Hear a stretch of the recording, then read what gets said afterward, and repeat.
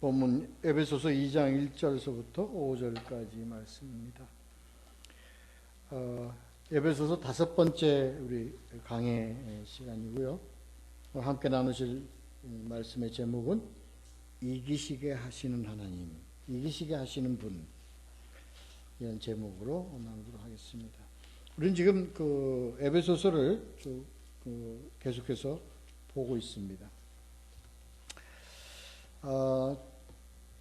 지난번 우리 1장 20절서부터 23절까지 그 살리는 몸,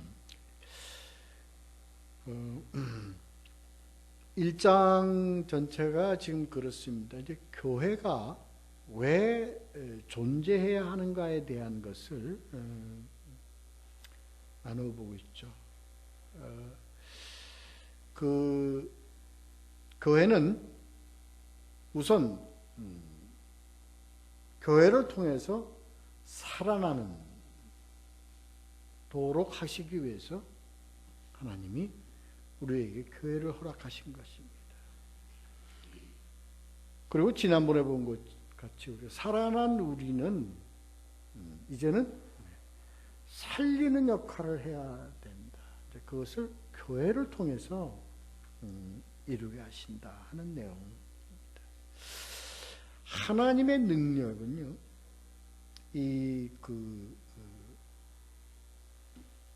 복음서에서 나와 있는 여러 가지 하나님의 능력, 치유와 죽기와 이 자연을 지배하고 바람을 일으키고 뭐 이런 여러 가지 모든 사역들이 다 그리스도 안에서 이루어진다. 다시 말해서 말씀 안에서 이루어진다는 겁니다. 그 말씀 안에서 이루어지는 역사가 교회를 통해서 다시 예수 그리스도 안에서 다시 이 교회 안에서 이루어지도록 하시기 위해서 하나님은 이 땅에 교회를 세우셨다. 그래서 교회는 세상과 분리되고 세상과 격리되는 것이 아니라 지난번 1장 그 말씀에서 만물 안에서 만물을 충만하게 하는 것이 바로 교회다. 그래서 우리가 그렇기 때문에 교회는 예수 그리스도로 채워져야 한다는 겁니다. 다시 말해서 말씀으로 오신 예수 그리스도로 채워져야 한다. 다시 말해서 교회는 말씀으로 채워져야 한다. 이 교회는 세상 안에서 말씀으로 충만케 하기 위한 사명을 가지고 있다 하는 것을 우리가 지난주에 이렇게 함께 말씀을 나누었죠. 이러한 교회로서의 역할을 하기 위해서, 이러한 교회로서의 역할을 하기 위해서 반드시 교회는 어떤 교회가 되어야 하는가, 어떤 과정을 거쳐야 하는가를 오늘 본문의 말씀에서 2장 1절에서 5절까지의 말씀에서 우리가 함께 나누어 봐야 합니다. 오늘 본문 말씀의 제목처럼 이것을 만물 안에서 만물을 충만케 하기 위해서 반드시 이 교회는 오늘 그 제목의 말씀대로 이겨야 한다는 거예요. 이겨야 한다는 거예요. 무엇을 이겨야 하는가? 자, 이제 본문을 보도록 하죠. 1절에서 보면 허물과 죄에서 이겨야 한다.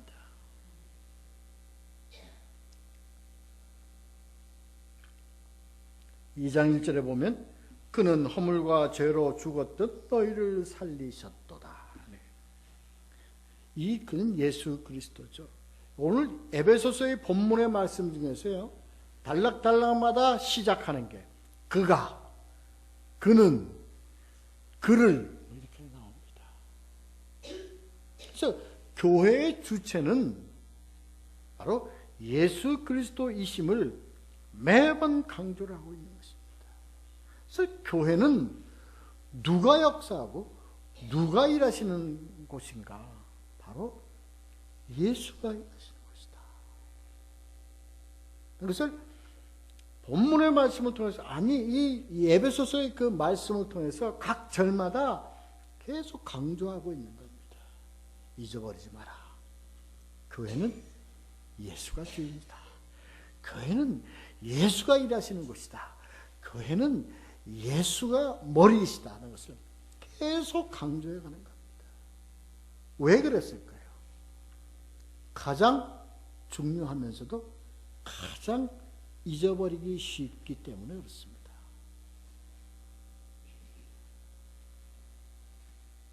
너무나 당연한 것이요, 너무나 잊어버리기 쉽다는 거예요. 우리는 늘 집에서 부모와 함께 살죠. 부모의 보호와 부모의 또 도움과 부모의 양육으로 우리는 살아왔어요. 그렇죠? 아주 그런데 우리가 삶을 통해서 늘 함께 하면서도 우리는 그것을 잊어버리고 살 때가 많다고요. 그래서 부모가 나를 키워주고 사는 것을 우리들의 삶 속에서 당연한 것이지만 실제 삶 속에서는 그것을 망각하고 살아요. 그래서 그걸 뭐라고 그래요? 부모의 은혜를 잊어버려. 그래서 어버이날 그것을 기억해라 해서 어버이날로 지정되어 있지 않습니까? 그러나 마찬가지로 우리 교회에서도 우리가 교회에서의 교회 생활을 하면서도 당연한 것이, 교회는 누가 주인이? 예수가 주인이고 예수 안에서 우리가 삶을 살고 예수 안에서 우리가 신앙생활을 한다는 것이 당연한 거지만, 실질적인 우리들이 신앙의 삶에서는 그것을 망각하고 살 때가 많아요. 그래서 계속 강조하는 겁니다. 교회는 예수가 주인이고 교회는 예수가 머리고 교회는 예수가 일하시는 곳이다. 그래서 무슨 일을 하시는가? 가장 중요한 것이 뭐예요? 너희를 허물과 죄로부터 살렸다는 겁니다. 이게 교회의 가장 기본적인, 가장 중심적인 교회의 본 의미입니다. 그런데 우리는 그것을 마치 예수가 주인 된 것을 잊어버렸듯이 우리는 허물과 죄로부터 죽었던 우리라는 그 자기 정체를 잊어버린다. 이것은 마치 우리 교회의 가장 중심 사상은, 기독교의 가장 중심 사상은 부활 사상입니다. 근데 그 부활이라는 의미가 뭡니까? 죽음에서 생명으로 부활시킨 거예요. 당연한 거죠. 우리 그거 모르는 사람이 어디 있어요? 실질적으로 죽어 있던 나라는 존재를, 자기 정체성을 잊어버렸다는 거예요. 자기가 허물과 죄로 있었던 자기 자신을 잊어버린 거예요. 내가 언제 죄를 졌어? 하나님도 그래, 하나님의 도움을 받았다. 하나님이 특별히 나를 사랑하셔서 나를 이렇게 살리셨지. 내가 죽을 수밖에 없었고 죽음에 처해 있었다는 그 자체를 잊어버리고 살아요. 이거는 대단히 중요한 의미를 가지고 있는 얘기입니다. 그래서 내가 은혜로 살아서 은혜 안에서 하나님의 복을 받고 사는 그것이 뭐예요? 죽어있던 나를 살리신 하나님의 은혜로부터 되었다는 것을 잊어버리고 살아요. 그래서 내가 이렇게 하나님의 자녀로 사는 것은 죄로 있었던 나가 은혜로 구원받은 그 나라는 그 의미를 잊어버려요. 그러니까 그것이 내가 신앙생활을 하고 있는데 그것을 망각하면 어떤 결과가 나오냐면 자기 본위의 신앙이 나오는 겁니다. 자기 중심의 신앙, 이기주의적 신앙, 다시 말해서 독선적 신앙에 매여 있게 되는 원인이 됩니다. 오늘날 교회가 오늘 본문의 내용이 바로 이겁니다. 이것을 우리가 바로 정립하고 바로 깨닫고 바로 세우지 아니하면 결국 교회는 다시 죄와 허물로 돌아가 버리고 맙니다.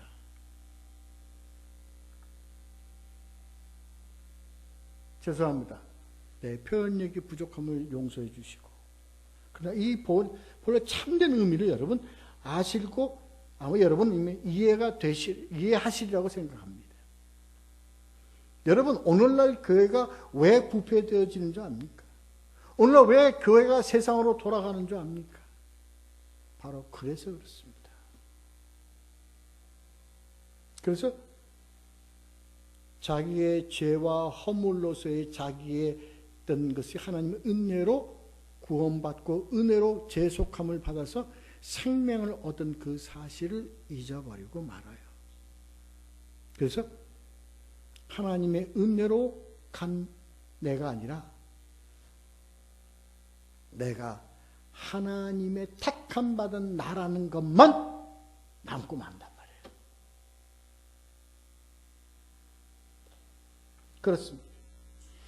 그러니 그러한 잘못된 생각과 잘못된 판단에서 우리의 신앙생활을 하면 결국 뭐예요? 우리 1절에서 나온 너희를 살리셨도다 하는 그 의미가 내 신앙생활에서 없어져 버리고 맙니다. 죽음을 거치지 않은 생명은 거짓 생명이에요. 다시 말해서 잘못하면 우리가 마치 하나님 우리에게 주신 생명이 있는 것처럼 생각하고 그냥 생명 안에서 사는 것이라고 착각하고 신앙생활을 하는 그런 아주 위험한 신앙의 삶을 살아가는 경우를 우리는 쉽게 볼 수가 있습니다. 이것은 자기 정체성을 확립하는 데 실패했다는 얘기입니다. 오늘 내용이 바로 이겁니다. 그래서 그러한 자기 정체성, 자기가 죄인이었다는 것을 잊어버렸을 때, 자기가 죄인이라는 것을 잊어버릴 때 나타나는 것이 2절입니다. 자, 2절. 우리 같이 한번 읽어보죠. 읽겠습니다. 시작. 그때 너희는 그 가운데서 행하여 이 세상 풍조를 따르고 공중 권세 잡은 자를 따랐으니 곧 지금 불순종의 아들들 가운데서 역사하는 영이라. 이렇게 되어진다는 거예요. 이거 내가 그렇게 되려고 하는 것이 아닙니다. 내가 이런 죄인으로서의 내 자신을 내가 인식하고 가지 못할 때에 따르는 현상은 이건 자연적으로 이렇게 될 수밖에 없어요. 어떻게 돼요? 이 세상 풍조를 따를 수밖에 없어요.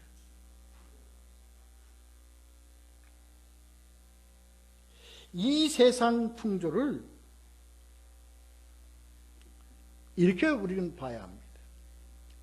원어로 아이오나, 헬라어로 아이오나입니다. 여기에 참된 의미는 뭐냐면요, 두 가지 의미를 가지고 있습니다. 하나는 뭐예요? 세상 풍조니까 세상 안에 산다는 거예요. 이 세상은요, 이 세상 임금이 지배하는 세상을 의미하는 겁니다. 두 번째는 종교 혼합주의에서 비롯된, 다시 말해서 혼잡한 삶을 살아가는 겁니다. 음란한 삶을 살아갑니다. 이 음란하다는 건 신체적 음란이 아니라 이 영혼의 음란을 얘기하는 겁니다. 이것도 좋고요, 저것도 좋고요.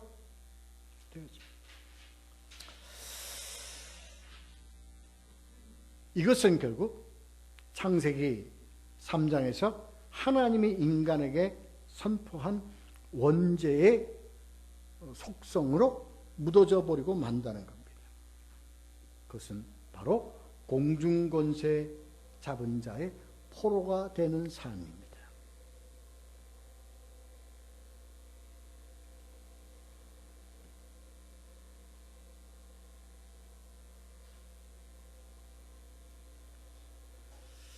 그래요? 이건 우리가 죄인이라는 것에 대해서 어떤 인식을 갖고 있지 않고 우리가 그러한 자신을 알고 있지 못하면 우리는 자연적으로 이렇게 되어질 수밖에 없습니다. 이것은요, 어느 누구를 막론하고입니다. 여러분이나 저도 마찬가지입니다. 하나님의 특별히 쓰임받아 하나님의 사역을 하는 사도라 할지라도, 제자라 할지라도 항상 자기 확립, 자기 인식을 하지 못하면, 바울과 같이 나는 죄인의 괴수라는 어떤 그 고백 속에 살지 아니하면, 지금 이 2절의 말씀같이 그렇게 되어질 수밖에 없습니다. 여러분, 이건 우리 각자에게 주어진 우리 신앙에서의 하나의, 항상 하나님의 그 권고요, 하나님 우리에게 주시는 경각심입니다. 항상 이것을 인식하고 가야 합니다. 항상 이것이 늘 우리를 따라다니고 있고 늘 우리를 놓고 하고 있는 내용입니다. 그렇습니다. 이것을 우리가 알아야만 합니다. 그래서 우리는 죄인으로서 뭐가 없습니다. 하나님의 용서하심과 하나님의 은혜 없이는 언제든 어느 곳에서든 우리는 쓸 수 없다는 것을 늘 인식하고 살아가야 합니다. 자, 우리 이제 3절을 보도록 하겠습니다. 3절을 우리 한번 다 같이 한번 읽어보도록 하죠. 3절 읽겠습니다. 시작. 전에는 우리도 다 그 가운데서 우리 육체의 욕심을 따라 지내며 육체와 마음에 원하는 것을 하여 다른 이들과 같이 본질상 진노의 자녀이었더니, 이거 봐요. 이걸 우리가 알고 가야 되는 거예요. 전에는 우리는 육체의 욕심을 따라 지냈다는 거예요. 그거는 저나 여러분이나 어느 누구도 다 똑같다는 겁니다. 그래서 교회는 어떤 자들의 모임이냐면, 전에는 이런 육체의 욕심을 가졌던 자들이, 그런 자녀들이었던 그런 자들의 자녀들이 모인 곳이 교회입니다. 그래서 교회는 의인들의 모임이 아니다는 것을 우리는 늘 알고 있어야 돼요. 교회는 뭐야? 죄인들의 공동체요, 죄인들의 모임이라는 걸 우리가 알고 있어야 됩니다. 그래서 바울의 고백이 나의 나된 것이라는 것에 대한 의미를 우리가 확실히 알아야 됩니다. 나의 나된 것이라는 게 뭡니까? 죄인이 의롭다 칭함을 받은 나가 되었다는 거예요. 그런데 앞에 거는 빠져버려요. 죄인이었다는 것을 빠져버리고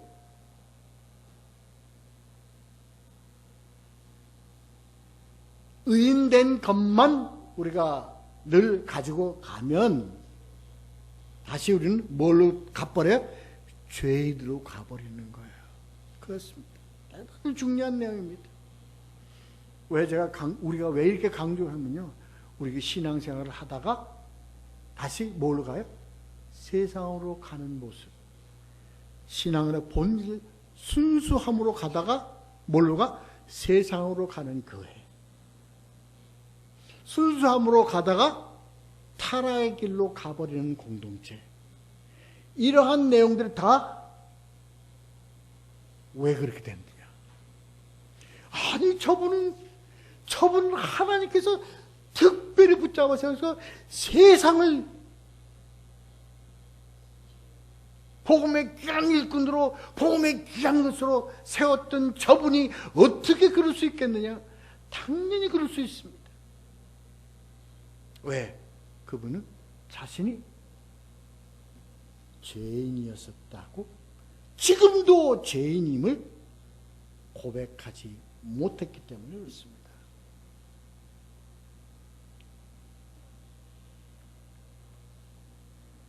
여기서 본질상이라는 얘기 나옵니다. 본질상이라는 것은요, 뭐 원래는 이랍니다. 이 본질이라는 것은요, 떠나지 않습니다. 우리의 본질이 떠납니까? 떠나지 않습니다. 우리는 항상 이 본질을 항상 끼고 사는 거예요. 그 본질이 뭡니까? 바울이 고백했지. 내 마음에 뭐가 있어? 두 가지 법이 있니?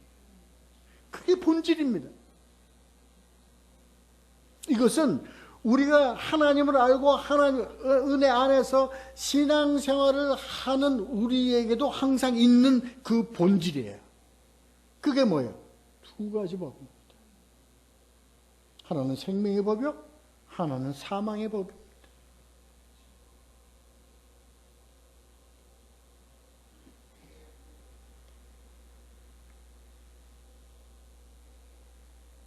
그래서 우리가 이 본질에서 만약에 은혜의 법이 아니었다면 우리는 뭐예요? 그저 항상 진노의 자녀로 가는 거예요. 진노의 대상의 자녀로 가는 겁니다. 그런데 진노의 대상의 자녀로 가지 않고 생명의 자녀로 가는 이유는 뭐 때문에? 하나님의 은혜 때문에. 그 은혜는 뭡니까? 그게 4절 5절입니다. 그 은혜가 바로 뭐예요? 긍휼과 사랑입니다. 4절 5절을 읽겠습니다. 시작. 긍휼이 풍성하신 하나님이 우리를 사랑하신 그 선사랑을 인하여 허물로 죽은 우리를 그리스도와 함께 살리셨고, 어떻게 해서? 우리가 어떤 상태에서? 우린 이미 죽은 우리예요. 이미 우린 죽은 우리라고요. 죽은 우리를 살리신 거예요. 왜? 그 왜라는 그 왜는 긍휼과 하나님의 사랑, 그것뿐이에요. 다른 것도 없어요. 우리가 부활이라는 것은, 죽음이 없는 부활은 있을 수가 없는 겁니다. 근데 우리는 어떻게 생각하냐? 우리는 마치 죽음을 거치지 않고 부활만 가지고 있는 것 같은 착각 속에서 삶을 살았기 때문에 뭐예요? 다시 죽어야 되는 상태로 돌아갈 수밖에 없는 참남한 모습이 되어버리고 마는 거예요. 왜? 못 깨달았기 때문에. 못 깨달았기 때문에. 그걸 알아야 해요. 이건 어디서? 그래서 교회라는 것은 죽어 있었던 우리를 정확하게 인식시켜주고 하나님의 긍휼과 하나님의 사랑으로 다시 살리는 것이 교회의 사명이에요. 교회의 본질이에요. 교회의 의미입니다. 에베소서 2장 1절에서부터 5절까지의 말씀의 생명은요, 그거. 근데 우리는 교회는요, 부활이요, 교회는 생명이요, 교회는 승리요, 교회는 이러한 것만 자꾸 얘기를 하는 거예요. 뭐는 안 가르쳐요. 뭐는 안 심어줘요. 너희는 죽었었던 자들이다. 너희는 패배했던 자들이고, 너희는 죽어있던 자들이라는 것을 감춰버리고 말해요. 왜? 그건 듣기 싫은 얘기니까. 그 사실조차를 알기를 원치 않으니까. 그걸 정확하게 인식시켜. 우리는 그걸 정확하게 알아야 됩니다. 우리는 그걸 정확하게 알지 못하면 우리에겐 뭐가 없어요? 능력이 없습니다. 우리가 지난주에 했듯이 일으키고 세우고 살리고 자연을 지배하는 능력이 있을 수가 없습니다.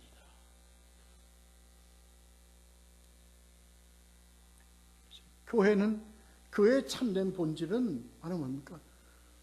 죽음에서 생명을 강조하기 위해서는 우리를 확실히 인식시켜줘야 하는 것이 바로 죽음입니다. 그래서 교회는 뭐예요? 십자가와 부활이, 십자가 없는 부활은 있을 수가 없습니다. 십자가 부활이 증거되어야 합니다.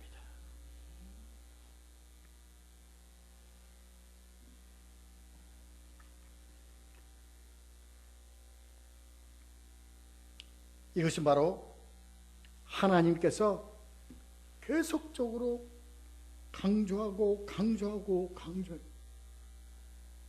그래서 예수 그리스도가 살려면 죽어라, 이기려면 져라 하는 그 말씀의 참된 의미를 우리는 알아야 합니다.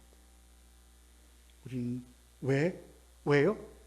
우리 보고 죽으라는 것은 뭐에 죽으라는 거예요? 죄에 대하여 죽으라는 겁니다.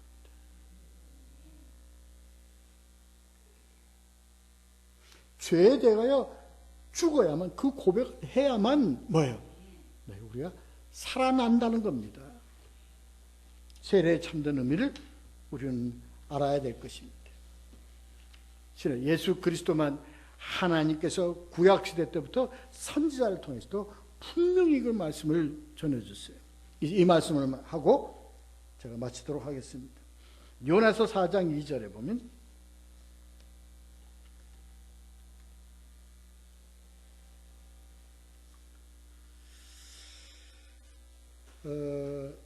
요나가요, 하나님한테 불평을 해요.